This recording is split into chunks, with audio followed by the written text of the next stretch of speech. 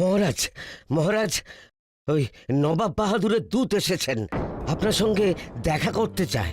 আবার কি হলো? আজ না তো সময় মতো দেওয়া হয়ে গেছে। যাও যাও যাও, প্রহরী ডেকে নিয়ে এসো তো।